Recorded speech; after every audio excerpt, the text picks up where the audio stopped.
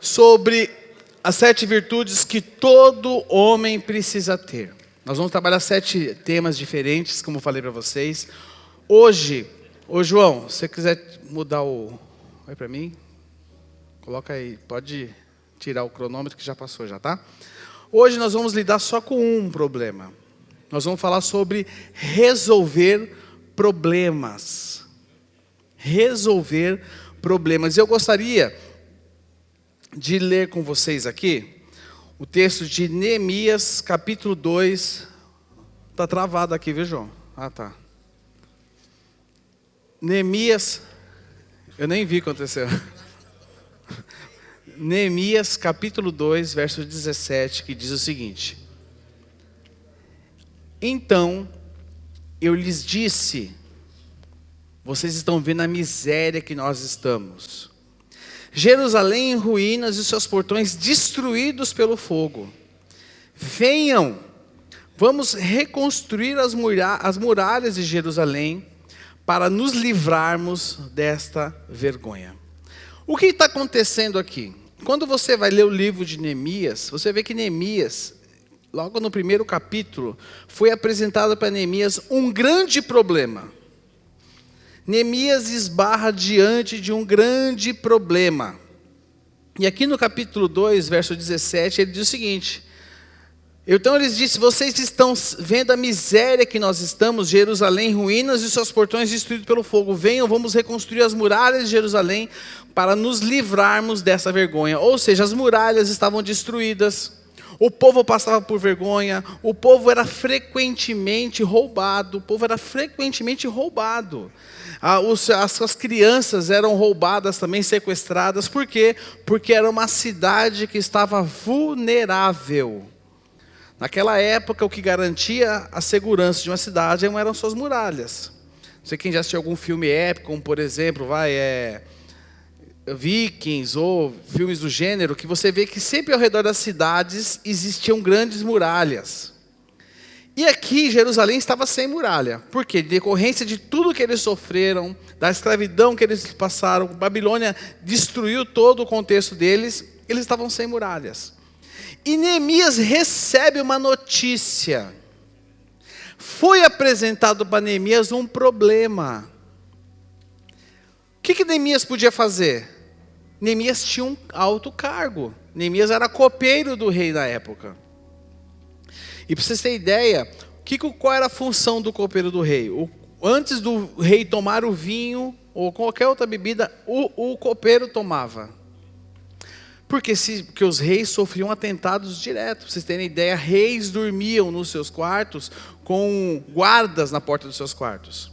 Então, qual era a função dele? Provar o vinho, porque se o vinho estivesse envenenado, quem morreria? O copeiro. Então ele tinha uma alta função. Qual era a reação de Neemias? Esse problema de Jerusalém não é meu. Eu estou bem, estou estabilizado, estou sossegado, vou ficar aqui de boa. Mas não. Aquele problema mexeu com Neemias. Aquele problema tirou Neemias da sua zona de conforto. E eu quero juntamente com vocês aqui hoje aprender a resolver problemas. Presta atenção. Os nossos problemas têm que nos tirar da nossa zona de conforto. As situações que existem ao nosso redor precisam nos tirar da nossa zona de conforto. E se existe uma qualidade, uma virtude que nós precisamos desenvolver, homens, é resolver problemas. Não fugir deles. Não falar, minha esposa resolve, depois eu faço. Não. Todos os problemas que aparecem na nossa vida, nós precisamos resolver eles. Porque senão, já pensou se você não resolve os seus problemas? Como vai ser? E os problemas, eles aparecem por diversas situações das nossas vidas. Às vezes por uma ação errada que nós tivemos. Às vezes por erros de outras pessoas, que a gente acaba herdando um problema e a gente tem que lidar com ele. Muitas vezes problemas são decorrentes do quê? De atribuições que nós temos, seja na vida profissional. Aparecem problemas. Às vezes aparecem problemas porque você está em crescimento.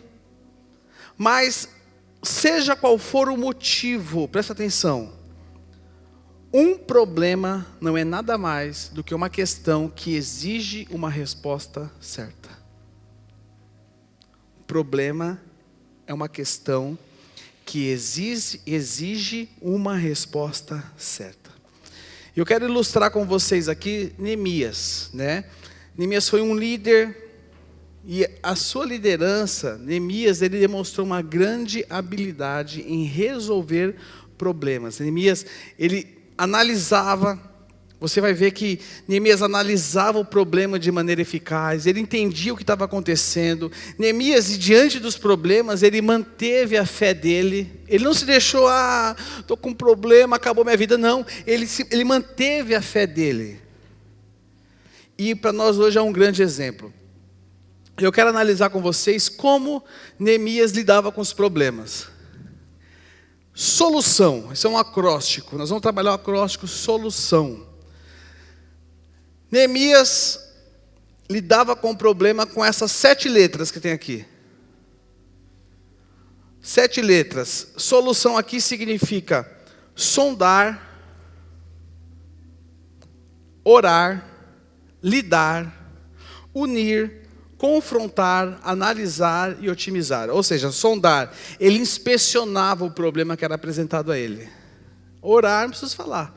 Ele orava buscando de Deus orientação em como ele podia lidar com aquilo. Aí lidar, o que ele fazia? Ele planejava, ele estruturava como ele ia lidar com aquele problema.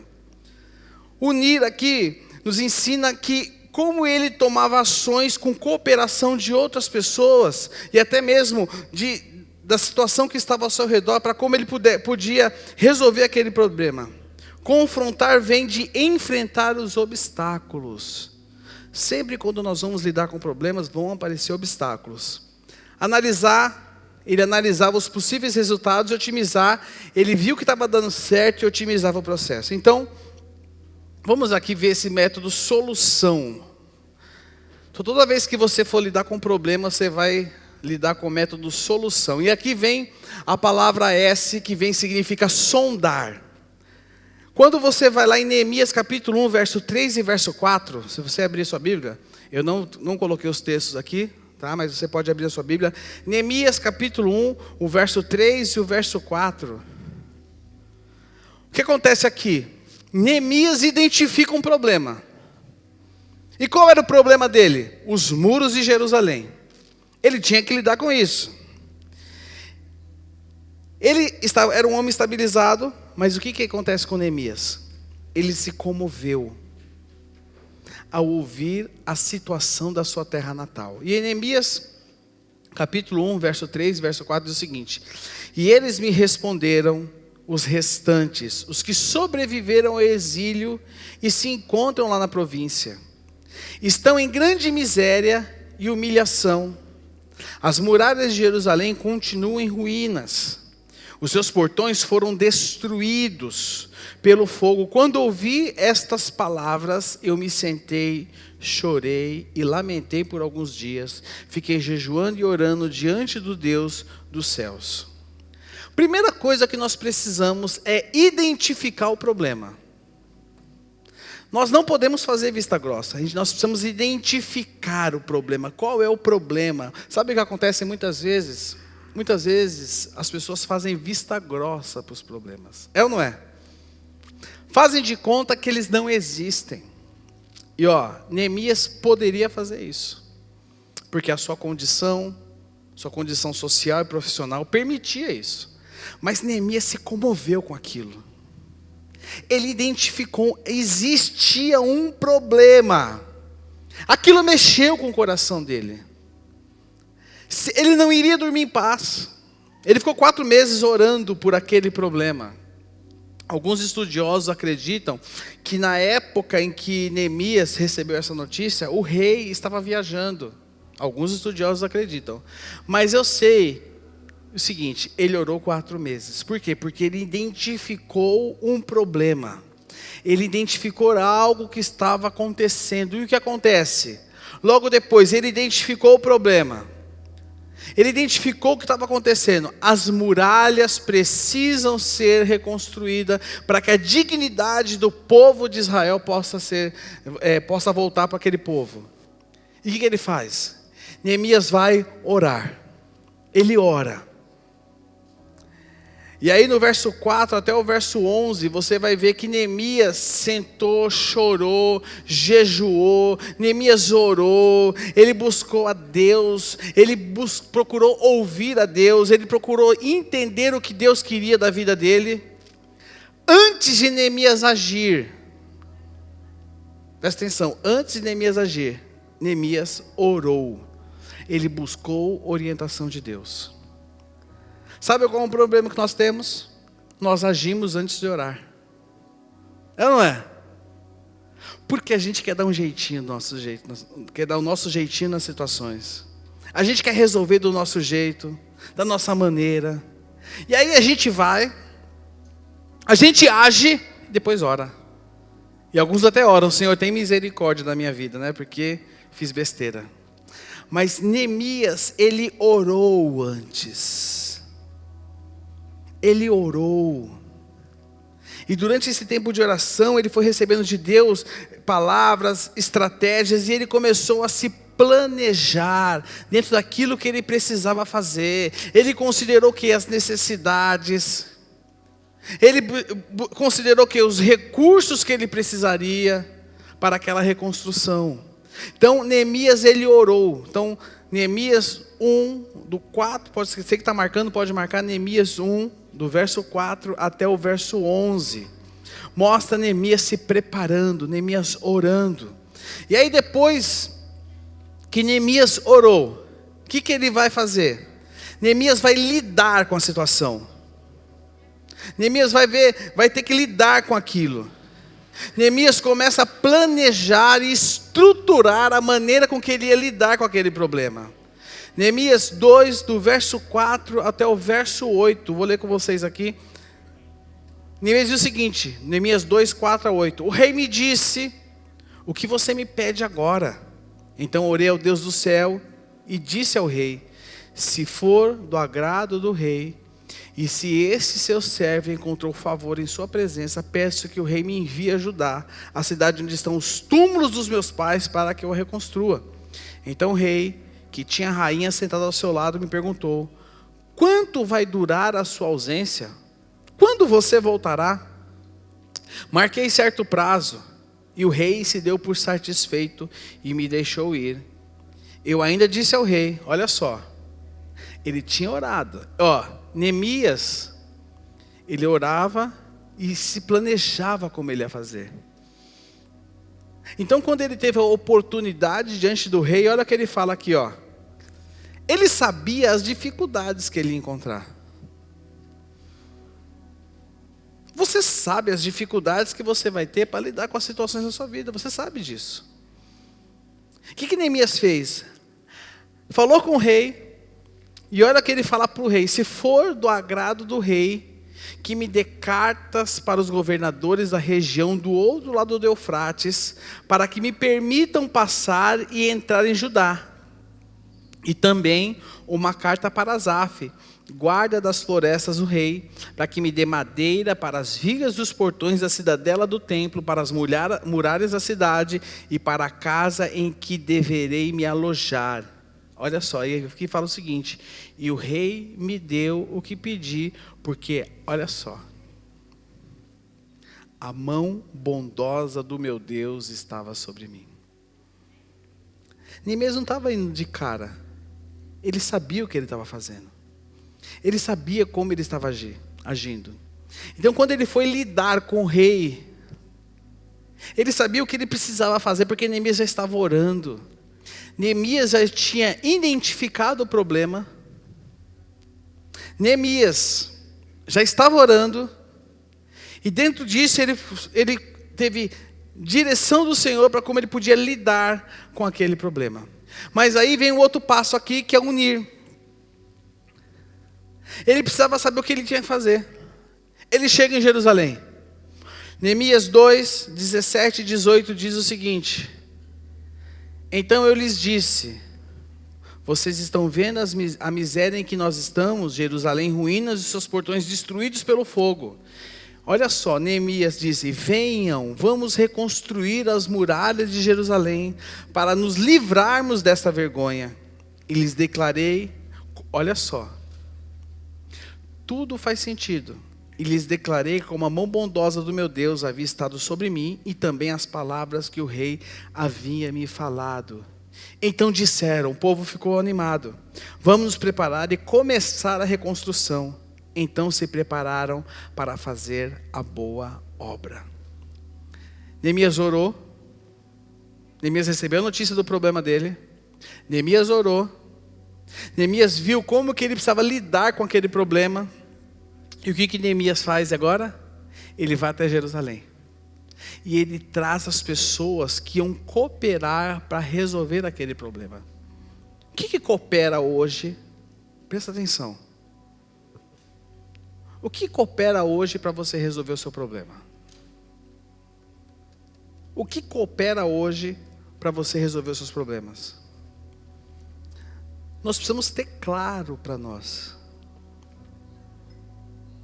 Porque senão a gente fica que nem segue em tiroteio. Sabe, segue em tiroteio? Não sabe para onde vai, de onde está vindo. Segue em tiroteio. O que vai cooperar para você lidar com os seus problemas? E aí Neemias chamou o povo. Neemias trouxe o povo junto com ele. E aí o que acontece? A partir do capítulo 4, Neemias aparece obstáculos para ele. Começaram a aparecer obstáculos diante de Neemias. Oposição. Sabe quando você acha que você vai resolver uma situação e do nada ela vira outra coisa? Aconteceu com Neemias. Oposição à reconstrução das muralhas. Pessoas que foram contra ele. Pessoas que foram contra ele. E o que Neemias faz? Neemias começou a organizar aquela obra. No capítulo 4 está registrado isso, você pode ler depois. Ele começou a organizar aquela obra. Ele começou a organizar tudo aquilo para que o trabalho continuasse e para que as oposições não viessem a afetar aquilo que Deus tinha dado nas mãos dele. O que aconteceu com Neemias? Sabe o que acontece conosco? O que aconteceu com Neemias? Neemias estava sob pressão. Neemias estava sob pressão. O que ele ia fazer? Eu vou voltar para o rei? Neemias estava sob pressão. Talvez você esteja aqui hoje e você esteja sob pressão. Pressão do trabalho, pressão com situações familiares, pressão nos seus estudos. Talvez você esteja aqui hoje e você esteja sob pressão. E meus irmãos, a pior coisa do mundo é tentar responder às situações nas nossas vidas sob pressão. É ou não é? Eu particularmente não funciono sob pressão. Mas dentro de tudo que eu faço, eu trabalho sob pressão. O que fazer numa situação dessa? O que fazer? Elias foi para uma caverna. E você vai fazer o que? Para a caverna também? Nós precisamos entender que quando estamos sob pressão, nós precisamos ter muito claro o que nós precisamos fazer. Porque em momentos de pressão, a clareza vai embora. É ou não é? Ou é só comigo que acontece isso? Quem assim também viu isso, também levanta a mão. O Geraldo foi o primeiro a levantar a mão lá atrás. É fato. Nós precisamos ter clareza. Clareza. E aí o que Neemias faz? Neemias vai para o sexto passo aqui desse acróstico, ele vai para a análise. Neemias começa, quando você vai ler Neemias capítulo 5, Neemias ele começa a fazer o quê? Ele começa a revisar o que ele precisava fazer. Neemias parou para fazer ajustes. Em alguns projetos, em algumas situações, nós precisamos às vezes parar para fazer ajustes. Ele parou para fazer ajustes. Neemias começou a lidar e tratar problemas internos. Neemias também lidou com problemas internos de dentro de Israel. Por exemplo, a pressão naquela época, estava acontecendo o quê? A pressão dos pobres. Estava tendo um conflito dentro das comunidades. Então o que Neemias faz? Neemias começa a fazer ajustes. Neemias começa a analisar o que estava acontecendo. Ele começa a olhar o que estava acontecendo. Ele não falou assim, ele não falou o seguinte, que roubada que eu me enfiei, não. Ele começou a analisar o que estava acontecendo. Começou a entender o contexto. E aí, vem o último passo aqui, que é o otimizar. O que Neemias faz? O que significa otimizar dentro da história de Neemias? Aparece quando ele reorganiza o povo para reconstruir os muros de Jerusalém de forma mais eficiente. Quantos dias Neemias reconstruiu os muros? Quem sabe me dizer? 50, presta atenção. Não é o muro da sua casa. Aquele, né, da minha casa é um muro. Não é o muro da sua casa. São muralhas que são largas, que tinham portas complexas. E em 50, presta atenção, irmãos, 52 dias. 52 dias, Neemias resolveu isso. Uma vez um pedreiro foi trabalhar na minha casa, para construir o muro, demorou 4 meses. Contratar Neemias, né? 52 dias. As pessoas fizeram parte da solução do problema. Existem problemas, por exemplo, problemas financeiros, que vocês possam estar passando. Traga a sua família para participar da resolução do problema. Traga a família para participar, ver o que está acontecendo, ver onde estão os vazamentos. Neemias maximiza o que ele tinha na mão. É um grande exemplo de liderança. Ele usa até os guardas para proteger os muros à noite. Neemias maximizou, Neemias otimizou os recursos que ele tinha. Aí quando você vai lá em Neemias 5, mostra as reformas internas que ele precisou. Porque não era só chegar lá e construir muro. Tinha uma situação, era uma sociedade com problemas. Então no capítulo 5 mostra ele fazendo as reformas internas, a reconstrução acontecendo, e Neemias trabalhando interno. Mostra do capítulo 7 até o capítulo 10, Neemias fazendo o quê? Ele reorganizando a sociedade, a religião do povo. Ou seja, não era só muro, mas era um todo. Um todo. Neemias 8 e 9 mostra Neemias trazendo para o povo o compromisso novamente com a lei, com os mandamentos que Deus havia dado para Moisés. E lá em Neemias 13 mostra o povo trabalhando.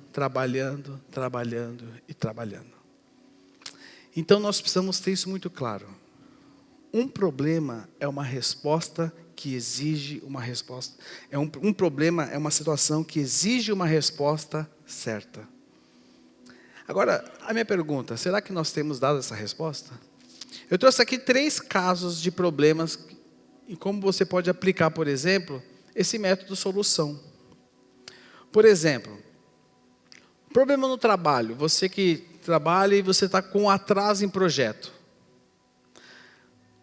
Primeiro lugar, eu vou falar o SOLUCAO, solução, tá? Que nós vimos aqui. Quando você, problema é atraso no projeto, sondar, o S. Primeiro você precisa avaliar por que o projeto está atrasado. Avalie por que o projeto está atrasado. Identifique fatores que estão fazendo esse projeto ficar atrasado. Se é falta de recurso, se é prazo, às vezes são prazos irreais. Analise, sonde o que está acontecendo. Ore. Isso é chover no molhado falar com vocês para orar, né? Mas nós vamos pedir sabedoria para Deus. Até no trabalho, sim. Até no trabalho. E aí nós temos que lidar com o problema, o L. Como eu vou lidar com esse problema? Como que eu vou lidar com esse atraso no projeto? Desenvolva ali, diante da sabedoria de Deus, desenvolva um plano para lidar com esses atrasos. Delegue tarefas, ajuste prazos e melhore as equipes que estão lidando com isso. No unir aqui, ó, no U. Traga equipes para planos de ação, promova a cooperação. O C, enfrente diretamente as causas dos atrasos. Presta atenção. Quais são as causas, por exemplo, no trabalho? O que está atrasando? Enfrente as causas dele. O que é que está fazendo? É falta de comunicação? O que é? No A, revise o progresso. Pega o progresso desse atraso em projeto e está andando, revise o projeto dele. E no O, identifique as áreas onde os processos ainda podem ser melhorados. Outro problema que eu trouxe aqui para mostrar o método solução aplicado. Problemas em casa, conflitos familiares. Talvez atraso em projeto pode ser casos mais pontuais. Mas conflitos familiares. Sonde, identifique as... vai olhando aqui, sonde, sondar. Identifique as principais causas do conflito. Por que está tendo conflito na sua casa? Identifique as causas. Pode ser problema de comunicação. Pode ser, às vezes, expectativas não alinhadas. Sabe que precisa ser alinhado expectativa dentro de casa. Se não tem comunicação, não tem alinhamento de expectativa. E aí o que acontece? Os conflitos. O que só tem homem, né? Você sabe, homens, sabe que eu pergunto para a Fabiana, que ela vai assistir depois, né, Batata, mas eu pergunto às vezes, as expectativas da minha esposa com relação a algumas coisas que eu preciso fazer. Você pergunta para sua esposa? Quem é casado aqui, tá? Você pergunta? Você como filho, você pergunta para os seus pais as expectativas que eles estão de vocês com relação a algumas coisas? Precisa ser feito isso. Às vezes tensões que não são resolvidas precisam ser resolvidas. Então sonde o porquê desse conflito.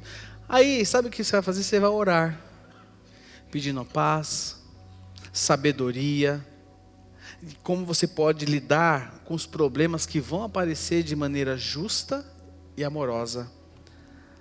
Como você vai lidar com isso? Você vai desenvolver estratégias para melhorar a comunicação. Você vai detectar o que está acontecendo. Aí você vai desenvolver estratégias para melhorar a comunicação, resolver conflitos, estabelecer regras claras, vai promover diálogo, vai criar espaço para desabafo. Você já criou espaço para desabafo? Já, irmão? Sai de tudo nisso, viu? Mas precisa estabelecer espaço para desabafo. Aí o que você vai trazer depois no unir? Você vai trazer a família como uma equipe, vai trazer ela para trabalhar como equipe. Você vai promover algumas coisas em conjunto. Você vai começar a incentivar o diálogo aberto e respeitoso. Você está resolvendo um problema de conflito familiar. Aí, confrontar. O que você vai fazer no confrontar? Às vezes aparecem alguns problemas subjacentes. Mágoa. Aquilo que não foi resolvido lá atrás. Porque aí você está tentando resolver e aparece um problema lá de trás que você não resolveu. Vão aparecer problemas subjacentes. Ou sua esposa vai cobrar de você algumas coisas. Seus pais vão cobrar de vocês algumas coisas. E aí nós precisamos resolver isso de forma direta e com empatia. E aí, análise. Após você colocar em prática as mudanças que precisam ser colocadas, você vai começar a analisar que os conflitos estão sendo diminuídos, que a harmonia na sua família mudou, e aí vem o último passo que é otimizar. Aí você vai continuar o quê? Aprimorando o ambiente familiar e talvez implementando o quê? Outras coisas, ajustando estratégias, e você vai ver que de maneira simples, você consegue trazer e resolver algumas coisas. Olha outra coisa aqui, gestão de tempo. Gestão de tempo é um problema, não é, irmão? Quem tem problema com o tempo aqui, levanta a mão. Gestão de tempo é um problema. Primeira coisa que você precisa fazer. Você precisa analisar como você está usando o seu tempo. Identificando áreas que você está sendo menos eficiente. Identificando áreas onde você perde muito tempo. Então, a primeira coisa é sondar. Você vai olhar, você vai analisar isso. Analisar o seu tempo. Aonde o seu tempo está indo embora. E aí você vai orar. Pedindo a Deus disciplina, foco, clareza, Vitor. Você vai pedir a Deus sabedoria de como você pode usar o seu tempo de maneira mais produtiva. E aí você vai começar a lidar com o problema. Porque você já detectou onde que é o ladrão, né? Onde está indo embora o seu tempo. Você orou. E aí o que você vai fazer agora? Você vai criar um plano de gestão de tempo. Agenda. Quem usa agenda aqui? Levanta a mão. Quem usa agenda? Usa, não é que tem, é quem usa. Tem que usar. Né? Olha só. De 80 homens, quem usa, levanta a mão. Uns 15 levantaram a mão. Aí depois a gente não entende por que a gente está com o tempo todo bagunçado, né?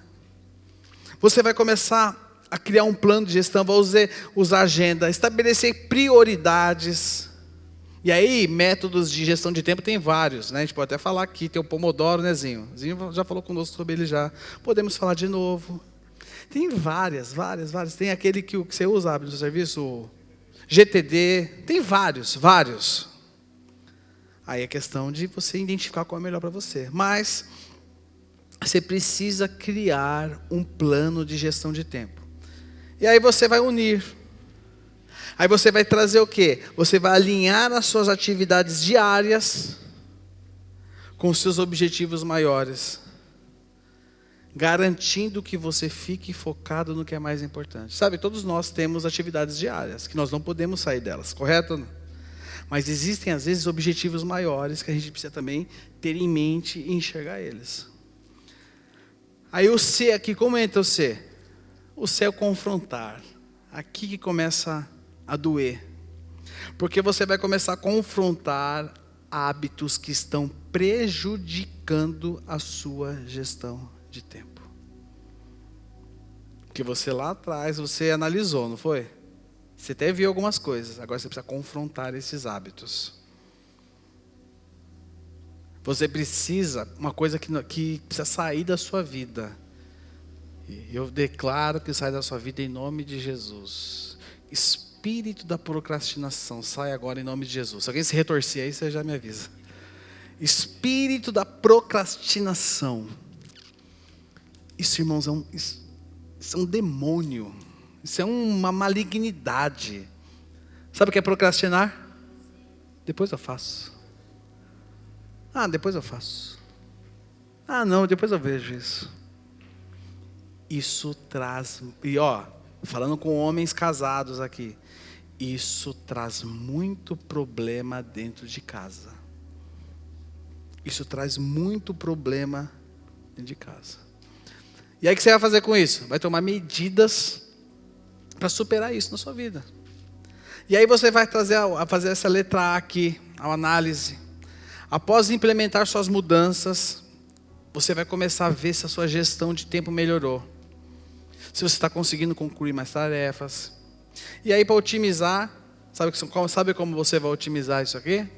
Você vai continuar ajustando sua rotina. Isso aqui é contínuo, tá? Presta atenção, gestão de tempo é algo contínuo. Porque quando a gente se acomoda, tudo volta como era antes. Se não voltar, pior, né, Zinho? Se não voltar, pior do que era antes. E aí, nesse otimizar, você vai continuar ajustando sua rotina. Você vai continuar eliminando atividades necessárias. Você vai buscar maneiras de ser mais eficiente. Assim você aplicou o método solução que Neemias nos ensinou aqui. Nós precisamos aprender a nos liderar. Precisamos aprender a nos liderar. Esse método solução aqui que eu trouxe para vocês, ele oferece um caminho claro em como nós podemos abordar problemas em diversas áreas das nossas vidas. Diante de tudo que você vive. Muitas vezes você precisa realizar mais na sua vida. Muitas coisas. E aí, quando você aplicando isso aqui, depois o vídeo vai ficar disponível para vocês. Vocês vão ver que muitos problemas que aparecem na sua vida não são gigantes, mas são pequenos. E Golias se mata ele pequeno, não deixa ele ficar grande não. Agora, eu vou apresentar para vocês 10 problemas, que são problemas comuns de todos os homens. Nós temos quantas mesas? 1, 2, 3, 4, 5, 6, 7, 8, 9, 10 mesas. Oh, maravilha! São problemas que são comuns nas nossas vidas.